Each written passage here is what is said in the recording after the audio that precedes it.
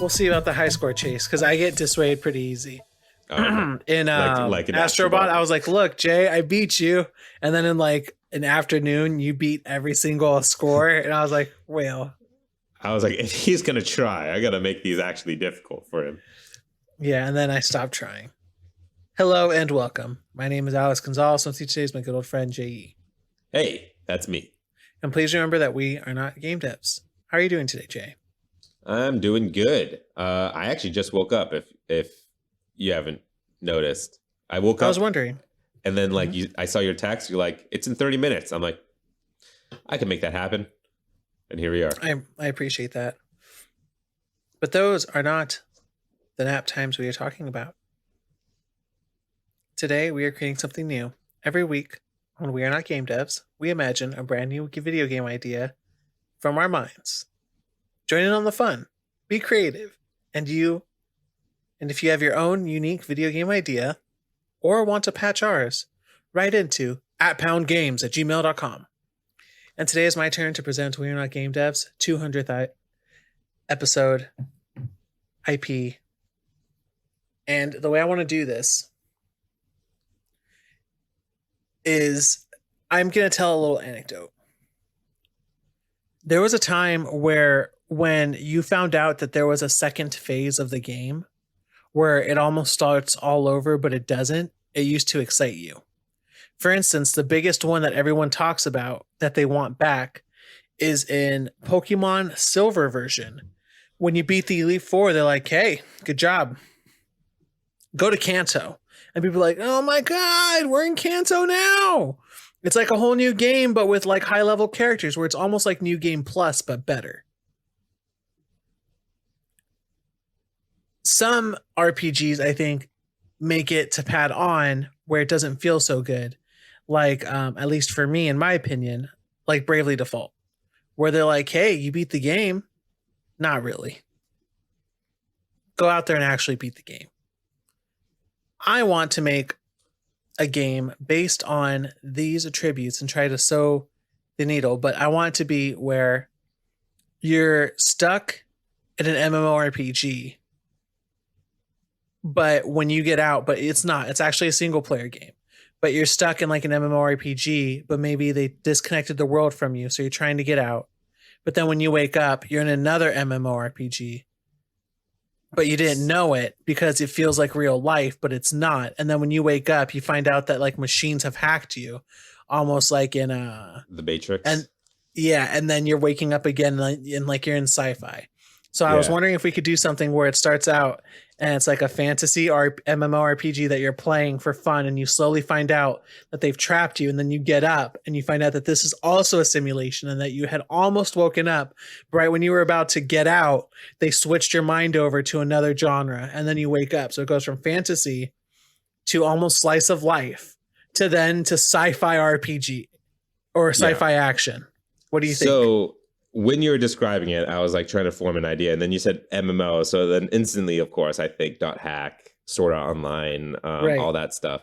But then I was like, the way that Alex kind of explains it, I think it would be cool if once you beat the game, you're out in the real world. But that's just another game that you got to beat. So you thought the same thing I did? I thought the same exact thing. So yeah, definitely. We'll do exactly what Sword Art Online pretty much does, where at first you're just in a typical generic fantasy world, slimes and all that, you do that thing. The first enemy you fight is either a rat or a slime, depending if this is Western or Japanese.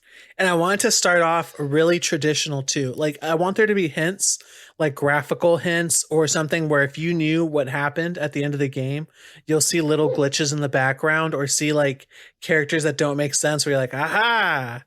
But I want to start off like typical where it's like, yeah, this is my life just in this MMORPG. And then it slowly goes from there.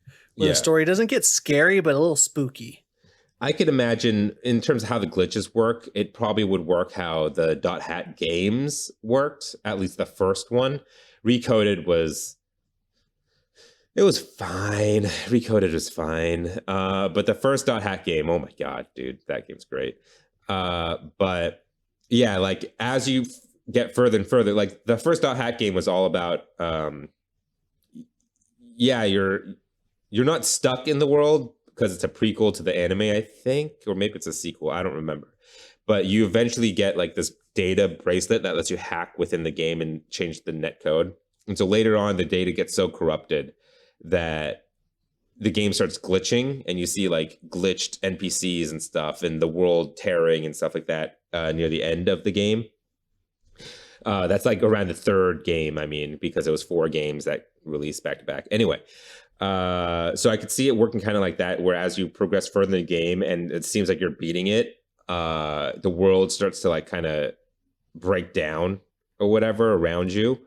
And then, yeah, you beat it, get, I guess, reincarnated or put into a different world. But of course, as the player, it feels like you're in the real world. Maybe we'll have like side characters and like you meet IRL, right? And like other like main party members or whatever, and you decide to meet up in IRL or whatever, and you all meet up, and all of a sudden it's gonna feel like a Persona game, where like you're meeting up with your friends and that you had this death, And it talks about news reports. Yeah. and it does all that, and then it's gonna go super Persona, where all of a sudden you're in like the metaverse or whatever, and then you're like, well, what's happening? Is this not the real world? And then like once you go through that storyline and beat that storyline, the Persona storyline, we'll just call it that for right now, you get sucked into another simulated world. And we could either take a page from Sword Online and make it fantasy or like fairy fantasy with flying and stuff, or we can make it the Gun Gale Online, which is like an FPS tactical shooter.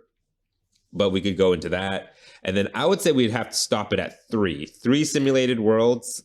That's what I'm thinking too. Like too much. Where one was going to be like a shorter act where it's more you're talking to people and doing decisions, because I want it all to have similar systems where if you really like playing the game, like for instance, if we're doing a more sci-fi game with like cyber blades and guns, I still want to have the same combat system as what we were playing in the fantasy RPG, which I was thinking about doing a turn-based thing with a bunch of cool abilities based off your class.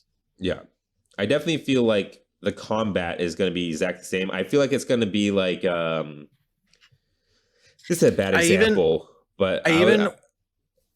before I know I'm interrupting here, but I even want there to be combat RPG mechanics when you're doing that Persona or slice of life game, but instead it's going to be hard conversations that like you're having with people, and then you have to like decide what to do.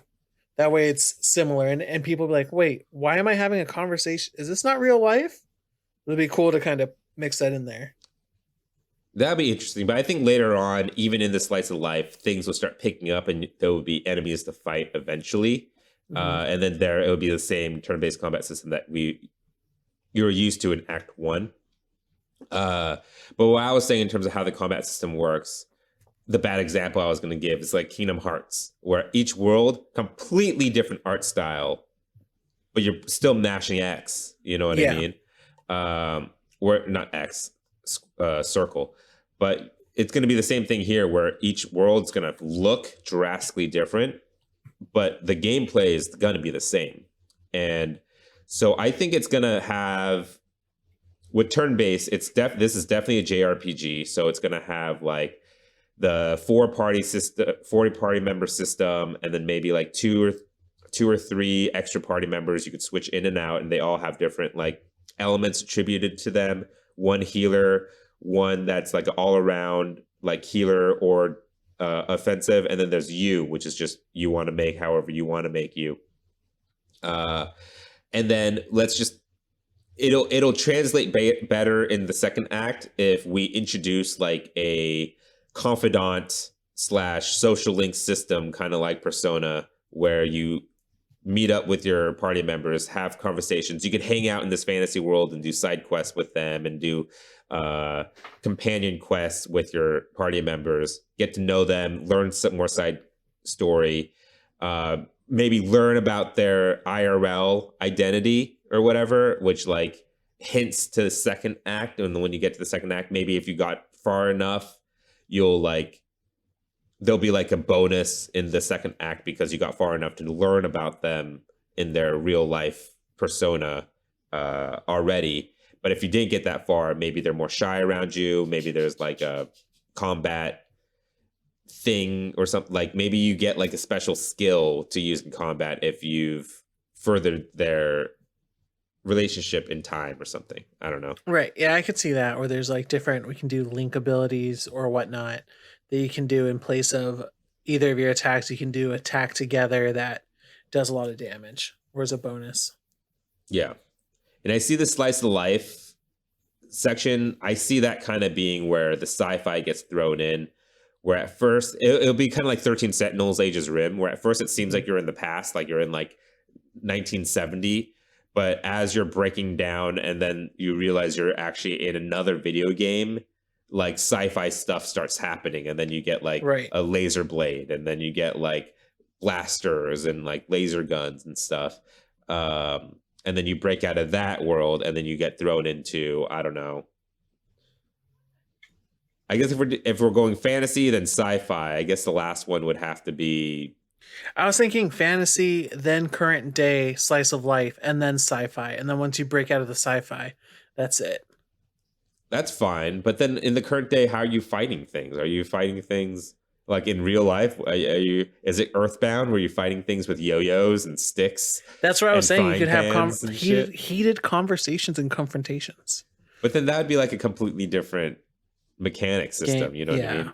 It's not following the same combat system between the first and third act. What if you're just a gaming addict like an anime, and just every night you go home and you're like, I can't not play.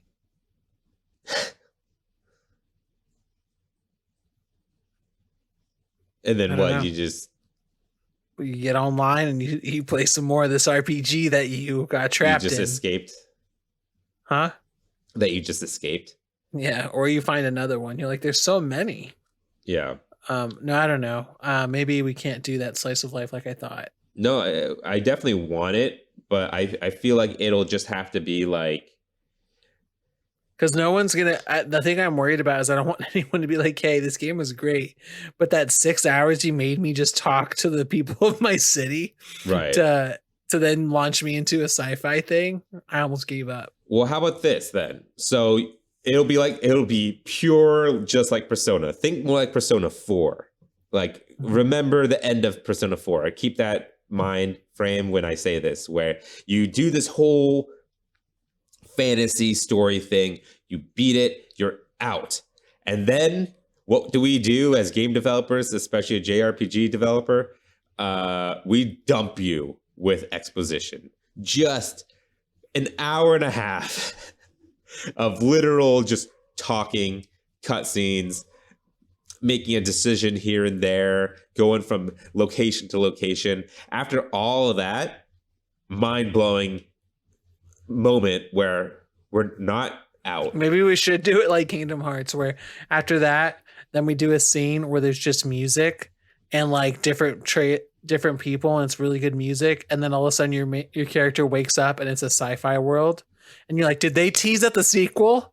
And then it goes, and you're like, "Oh no, I'm playing again." Right. I feel like and we could go. I want this game to be good, but at the same time, I want to go almost full, like take hints from other games and do like a Hideo Kojima and start playing the credits multiple times in the game. And then people are like, all right, I did it. And then it'll show a screen again, and then it shows you as a player to different world. You're like, I guess not. Because we could play the credits when they get out of the fantasy RPG, and then they'll wake up in the regular world, like Pokemon in their bed or something. Yeah, and then you could do it again once they beat that part. We'll play the credits, and then like it'll keep going. The credits will go after you beat the fantasy world, and then like it stops, pauses, and the player doesn't input anything. It stops, pauses, and on the lower right you see like the skip cutscene. Hold X to skip cutscene or whatever, and it holds it automatically. And the player doesn't input anything, and then all you see is like the screen kind of jostle, and then it removes, and it's the player removing the VR headset and skipping the cutscene and removing it and entering the real world for the first time. You know what I mean? And so that's like shown by like the credits start jostling, and then you like move it up, and then your character's in the real world, Looks completely different. And then, yeah, I think it's going to be like, not an hour and a half, like 45 minutes of just conversations and like catching up and doing like epilogue story conclusion stuff. And then near the end, all your friends, all your party members are hanging out in the real world. And then there's going to be some kind of something's going to happen that makes them realize, did we not escape? And then from there, it's going to like matrix into like, oh no, this is like a futuristic sci-fi world. And then we had to get out of here, and they get out, and then they go somewhere else. Oh wait, not sci-fi. They're still in the present day because sci-fi is the third act. Yeah. So then they'll be in sci-fi, and then they'll finally. I guess in present day.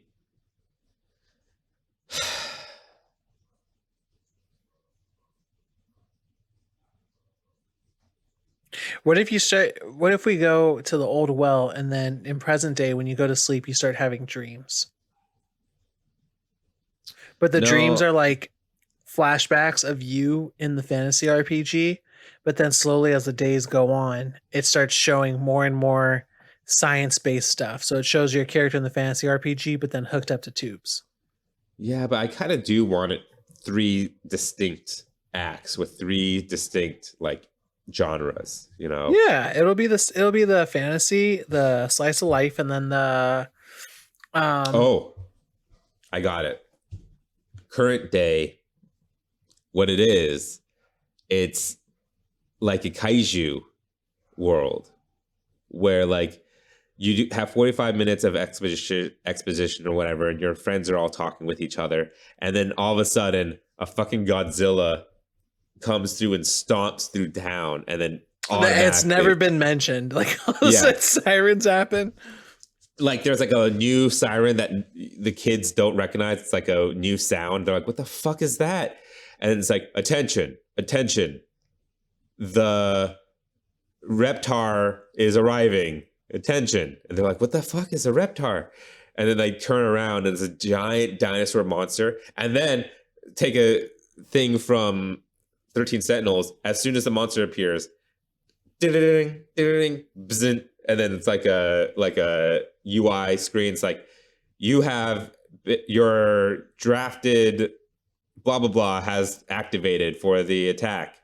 Please press on your left earlobe to activate it. And then all of a sudden it's a Power Rangers game. And then that's like how the current day stuff happens, where you're like a group of select heroes that have like special powers that can like summon. So like a shonen kind of thing with suits. Yeah, with suits. And then like you have each person has like their own mech, their own Zoid. And then together you fight the thing, the kaiju, by doing like whatever your Zoid could do. Like there will be like tank character with the rocket launchers, and then all the skills translate. So in the fantasy world, the tank character was like, I guess he'd be like, if they use rocket launchers later, he uses like a magic missile attack or something, and then it translates that way or whatever. Yeah, I see what you're talking about. Yeah. Okay. Or maybe their roles change. Like maybe they all use different skills, but like their stats change in each thing. But like if the levels, how they transfer is like they'll just stack accordingly. Like they'll change accordingly every time you move on. So each party member will have a different role in each 3 act. That's what I was thinking too, with the builds already placed in. And then you can decide to re-roll if you want to.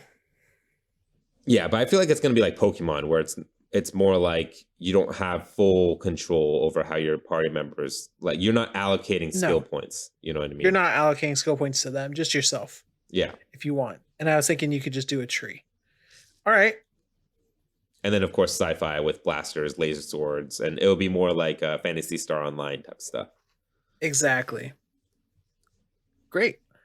So for the music, I was thinking it would be just 3 different kinds of tracks, where one is fantasy, so more lutes, flutes, whatever, wind instruments, and then contemporary would be contemporary music.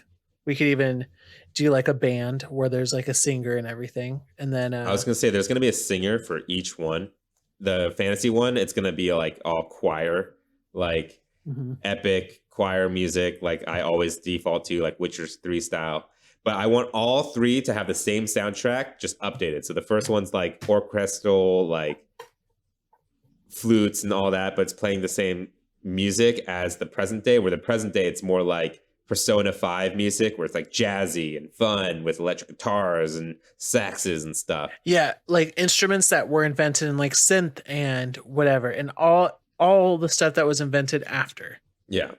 And then the sci-fi is just like more spacey sci-fi noises. Maybe the singer now is like doing the like more like the Billie Eilish, like breathy air type singing instead of like jazzy soul singing, you know? Mm-hmm.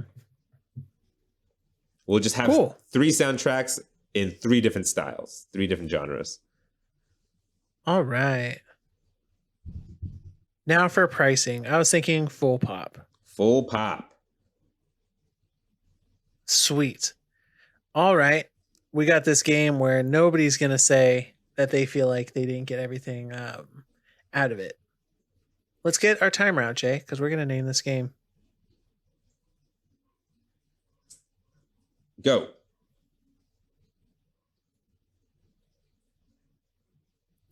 I don't know, like quicksand, layers, the onion. What do you think? You're not coming up with any names.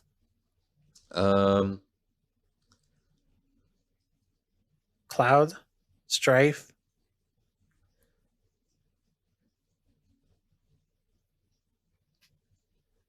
Man, I don't know.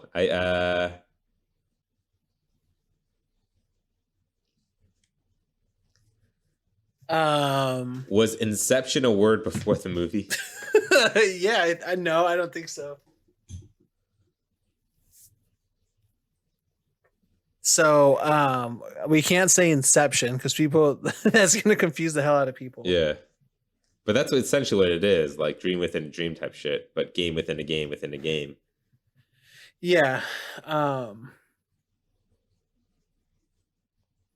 No. I was thinking something super simple like game cross game cross game.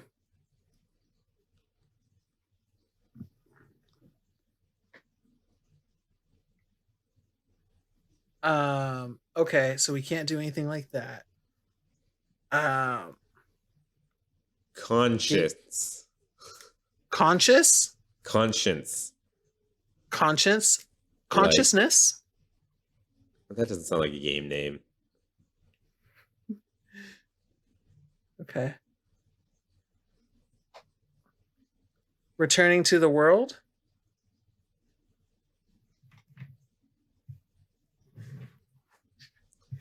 Going back home?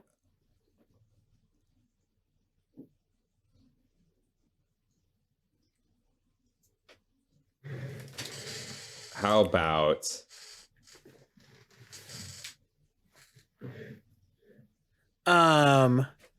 Breakthrough World? World breakthrough. World break. World break in 2 minutes 19 seconds. You know, when you know a game name, you just know a game name. Okay, here we go. World Break is a game where you play as an RPG trying to get back to the real world. But which world is real? Is that it? All right. So I think we have a game here. Jay, what do you think? Would this be a game you would want to play? And is it fun? Yeah, like I mean, you could only do it so many times, but I love Dot Hack. I really liked Sword Art Online Season 1 until it got weird. And I mean, I even saw it until like 3 seasons after. Like I watched Gun and Gale, I watched the fantasy one, and I watched even the other fantasy one where they're knights and shit, but I didn't finish it. Alexization or whatever it was called. I didn't finish that one because it sucked. But I really like this type of stuff.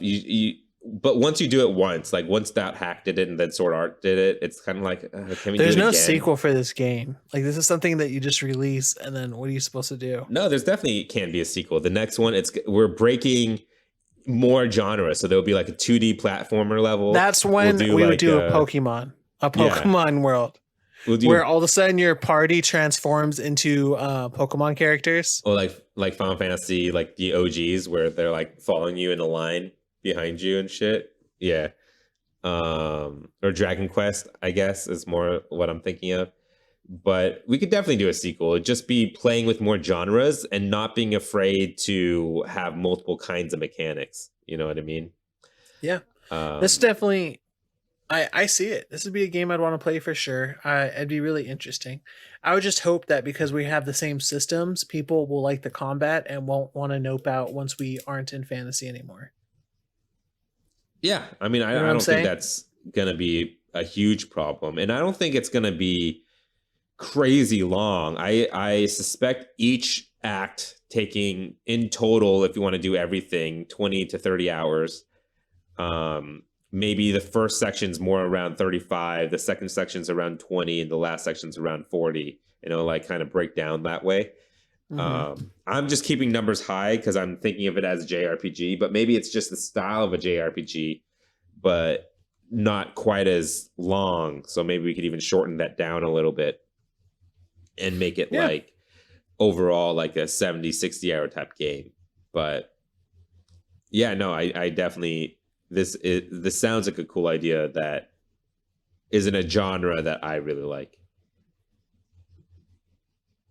Love it. Now that we have a complete game, what game studio would you assign to be able to make World Break the best? It has to be Atlas. Huh? Atlas has to be the developer. Atlas? Yeah. Yeah, they'd be a good one. They'd be a good one for sure. They do a lot of like reality breaking type storylines and games and stuff with Persona, with Sharp FE, with any of the Shin Megami Tenseis. Hear me out. I want it to be Bungie because if they can create a 30-second game loop that's really, really good and just do a bunch of different worlds, I think it'd be fun. Yeah. Although the only thing that Bungie doesn't do well, in my opinion, is story. Where they'll have a bunch of cool looking characters that don't say anything that's important. Yeah. Or it feels like the way you feel about Elden Ring when they use Old English, I'm just like, what are you talking about? With like Destiny and Bungie characters. Back when the age of the Sentinels, when the stars and signs all collapse into the dark hole, one bright star, which may or may not be you or all of us, in it the energy goes. And I'm like, what? I don't know. I think the Destiny storyline is, I mean, it's hard to know all the lore, but you kind of understand what's at least going on in terms of your story right then and there. But I thought Halo was pretty highly regarded for its story. That's what they say. Didn't you play Halo 1, 2, and 3? No, but now I'm talking. I did play 1, 2, and 3 is great, but now where it's at, it's like weird. Yeah, but those were the Bungie ones. You know what I mean? Oh, well, there you go. Yeah, so I think Bungie could do it. Yeah. The only problem with that is Bungie is so focused on their multiplayer game stuff, that I don't know if they'll be able to do it. But what if this is a game? If you think about it, Bungie is now owned by Sony, right? Mm-hmm. This is they make them a game for the PS5 that's a JRPG, but Bungie style. Yeah. I mean, I'm down. Oh, it'd also not be turn-based. It'd all of a sudden become a first-person shooter for all three genres. No, they're going to do it. Turn-based gameplay. Or you know who else could do this? Shoot. Randy Pitchford's studio or Gearbox, who did Tiny Tina's. Yeah. 2K in general. Yeah. For sure. I'm thinking CyberConnect, which are the people who made the Dot Hack games, and they still make games here and there. They do a few things. But they did have an experience with the Dot Hack games, so they might be okay as an option. And whoever makes those Digimon games, I don't know who makes those. Let's find out who makes the Digimon games. Those wonderful, wonderful games. Let's see. Are they all different studios? Who knows? I think some are different studios. Digimon. So Cyber Sleuth is the one I'm looking up. It's media.vision. Of course, Bandai Namco produced it, published it. Yeah. Okay, so